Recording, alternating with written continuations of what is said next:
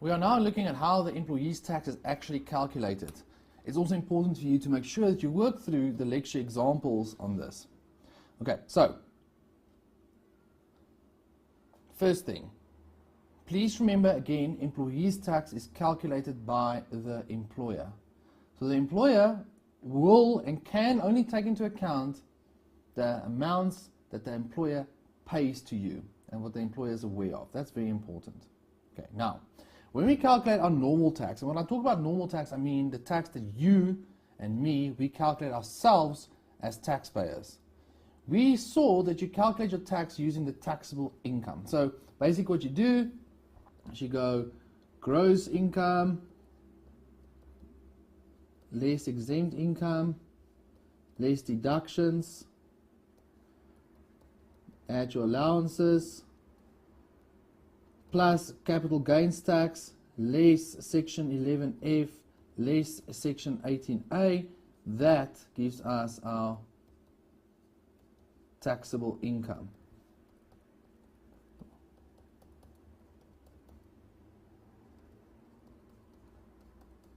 All right, taxable income. Then we say tax per tables, our rebates, section 6A plus section 6B. Right, there we go. When you calculate your employee's tax, guys, you are going to see that it looks a little bit different. It's a lot simpler to do it. There's a paragraph in the fourth schedule, paragraph 2.4, and this paragraph tells you exactly how to calculate employee's tax. Now make sure that you hear what I'm saying here. Paragraph 2.4 tells you how to calculate employee's tax. In an exam, if they give you anything that is not discussed in paragraph 2.4, they are trying to trick you. You need to know paragraph 2.4 tells you how to do it. If you're an employer, paragraph 2.4 tells you how to do it. So let's look at paragraph 2.4. So paragraph 2.4 says, the amount required to be deducted from any remuneration under this schedule by way of employee's tax must be calculated on the balance of remuneration remaining after deducting therefrom. Okay, now what I want you to see is we calculate, when we do our normal tax, we calculate it on the taxable income. When we are calculating employee's tax, we are going to be calculating it on something called the balance of remuneration. That is the same as the taxable income. That's what I'm trying to show you here. So we are going to calculate the balance of remuneration. Now how that works is it starts with remuneration. Remember, you've studied what remuneration is. And then from that, you deduct paragraph 2.4. And what does paragraph 2.4 tell you that you can deduct? It says you can deduct therefrom A, any contribution by the employee to a pension fund or a provident fund which the employer is entitled or required to deduct from that remuneration, but limited to the deduction which the employee is entitled to under section 11F, having regard to the remuneration. Okay, so what are they saying here? They say you can claim section 11F. Remember, section 11F is your pension deduction. You can claim that, section 11F. When can you claim it? Now I want you to just see what A says. A talks about a situation where the employer is entitled or required to deduct from remuneration. So this is where it says that I work for X Limited, belong to X Limited's pension fund, and in terms of the pension fund it says X Limited must deduct from my salary an amount and pay it across. Right. So why does the employer take this into account? Because the employer is aware of it. B, at the option of the employer, make sure you see that, at the option of the employer. So the employer doesn't have to do this one, it's at the option of the employer. Any contribution to a retirement annuity fund by the employee in respect of which proof of payment has been furnished to the employer, but limited to section 11F. Okay, so what's the difference between A and B? A and B only talks about pension funds and provident funds. Why?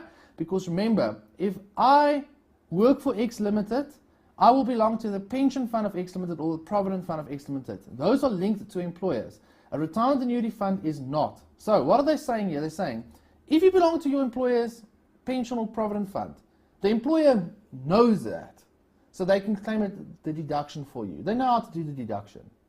B says, you might belong to a retirement annuity fund. Now understand, your employer does not know that. It's not linked to the employer.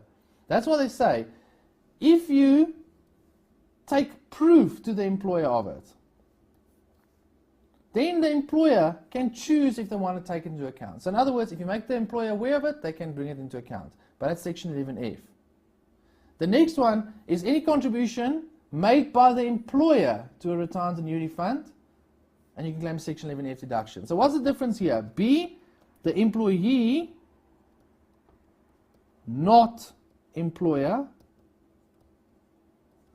pays the RAF. That's what B is. And BA is the employer pays the RAF. So if the employer is paying your retirement annuity fund, your employer is aware of it. So what B and C is trying to do is, if your employer is aware of it, or sorry, B and BA, if your employer is aware of it, your employer can deduct it. If so much of any donation made as does not exceed 5% of that remuneration. Now guys, you remember the section 18A deduction says it's limited to 10%. This one now just says 5%. So, we're going to go up, minus section 18A, donations. Alright, guys, and that's it. That's how you calculate the balance of remuneration. So what am I saying here? All of these things that you looked at, exempt income, deductions, CGT, all of those things you can't take into account for employees' tax. You literally say remuneration, less pension fund, less section 18A. Those are the only ones. And this section 18A is calculated 5% instead of 10% the limit. That is the only thing that you do. Then guys, from here you will calculate the tax per tables. You will deduct your rebates, or the employer will. Remember, your employer is doing this calculation. Why can the employer deduct the rebates? Because they know it. They know what your rebate is. They know what your age is. Section 6A, right? I'm going to say question mark. Section 6B, question mark. Can you claim those as deductions? Right, so I'm going to take you a little bit further. Paragraph 9.6 talks about those two. It says, they must be deducted from the amount withheld of employees' tax, the amount of the medical scheme fees tax credit in terms of section 6A. Okay, so can you claim section 6A? Yes, you can. So here I had a question mark. No, it's not a question mark. You can claim it. Now, again, guys, section 6A, when do you get section 6A? If you belong to a medical aid. Now, what if you belong to a medical aid in your personal capacity, but not through your employer? Your employer is not aware of it. Then your employer can't take into account, guys, because remember, you're sitting there, you know the HR person doing this calculation, the payroll department. They don't know if you belong to a medical aid. So you will have to be able to prove that to them. So, if the employer does not effect the payment, at the option of the employer, if proof of that has been done. If the employer is every month deducting from your salary an amount and paying it to a medical aid, which some employers do, then your employer is aware of it and they can claim section 6A. So again, guys, put yourself in the employer's shoes and say, does the employer know of this amount? Yes or no?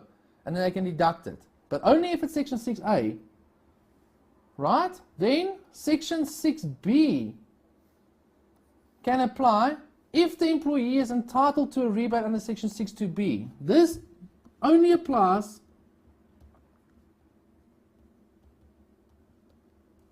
to employees 65 or older. Employees who are 65 or older, section 6B can be taken into account for them. Right, now what I want you to just see, this is section 6B, how we do the medical section 6B deduction for taxpayers 65 or older. Remember, we say medical scheme fees less 3 times section 6A plus qualifying medical expenses. I want you to see this part, the qualifying medical expenses. That's why there's a cross through it. Your employer will not do that part. They can't. Just think about this. This means that if you go and you expend money on medicine, your employer can't take it into account. You don't go to your employer and say, hey, I've got hemorrhoids and this is my hemorrhoid cream, it costs 50 rands, and then they give you a deduction for that. It's not how it works. That's why they've taken it out of the act here. They don't want to cause confusion there. It is up to you as the taxpayer when you do your own tax return to prove that you've incurred expenses. Your employer is not their responsibility to do that. Only this part will apply if you're 65 or older. Medical scheme fees, less 3 times Section 6A times 33.3%. You can claim that. So, only if you're 65 or older, guys. Why if you're only 65 or older? Because the calculation for Section 6B looks different when you're younger than 65. It's medical aid, less 4 times Section 6A, plus other qualifying medical expenses, less 7.5% times 25%. That's too complicated. The employer can't do that. That's why we do it in that way. So Section 6B can be deducted, and that will then calculate your employee's tax. Now guys, you will see when you're looking at your lecture examples, there are 1 or 2 little tricks. So for example, if you've done the tax only for 1 month, everything here will be 1 month. So 1 month's salary, 1 month Section 11F. Then you will have to multiply this amount by 12 to get it into what it will be for a year. Then you can use the tax per tables to calculate that. But you'll see in the lecture example, it makes it a lot more clear when you look at it from there. Right. Then we need to talk about annual amounts. Now guys, annual amounts, when we talk about an annual amount here, we are talking about bonuses and leave pay. I'm going to take you a little bit further down. Section 7B talks about variable remuneration. This is the annual amounts we're talking about. What is an annual amount? An annual amount is things like overtime, bonuses, commission. Right, those are the most important ones. Now, what Section 7B says is, if you receive one of these amounts, right, it is deemed to accrue to the employee and to be expenditure for the employer on the date when it is paid. So what Section 7B says is, this section says, if you receive overtime, bonus or commission, you are not taxed on it when it accrues to you. Remember, under the gross income definition, it says earlier of receipt or accrual. That doesn't happen here. It says you are taxed on it when it is paid. Now, what does that mean for you? It means that, let's say in November you become entitled to a bonus, but it's only paid out in December. Then it means the employee's tax on that bonus will be calculated in December when it is paid. So you calculate the employee's tax when that amount is paid. That is what it says. Now, again, what you'll see now, and this is important here, guys, this section over here, students always try and challenge the lectures on it, and they are always wrong. There's no way mathematically of doing this otherwise. Please understand this process. It is a lengthy process. If an employee receives this annual amount, a bonus, you are going to have to do 2 calculations of employee's tax for that specific month. You're going to do one calculation where the bonus is excluded, and then you will do another calculation where the bonus is included. And then the difference between the taxes that you've calculated there, that will be the tax on the bonus. Again, it's hard to just explain it like this. When you see it practically in a question, it makes a lot of sense. Then just one comment here, guys. Please note these annual amounts we talk about, the bonus, leave pay, commission. It is not fringe benefits. So it might be that your employer says to you, in December, you can go on holiday in our holiday home that we own. Now that might seem to you that it's an annual amount, it only happens in December, but it is not treated as that. It's treated as normal remuneration. Right, so guys, here are the steps to perform an employee's tax calculation. And honestly, if you know these steps, you can calculate any employee's tax. So the first thing that you need to do is you need to identify the different employers and what remuneration is paid by each of these employers. Remember, each employer will have to perform a separate calculation. So don't in an exam situation, just because they give you everything together, perform one calculation. You will be wrong. Remember, when you do employee's tax, you put on your employer hat and you pretend that you're the employer.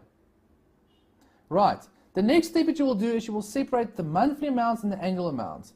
Now what we're trying to say here is it's in order to do this, where you do a calculation that excludes annual and a calculation that includes annual. It's to do that. So you separate them out.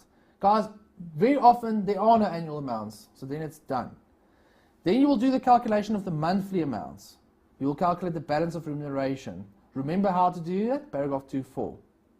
You will then calculate the tax per the tables on that. Then you will repeat the calculation, taking into account the annual amount, and the difference between those two amounts will be the tax on the bonus.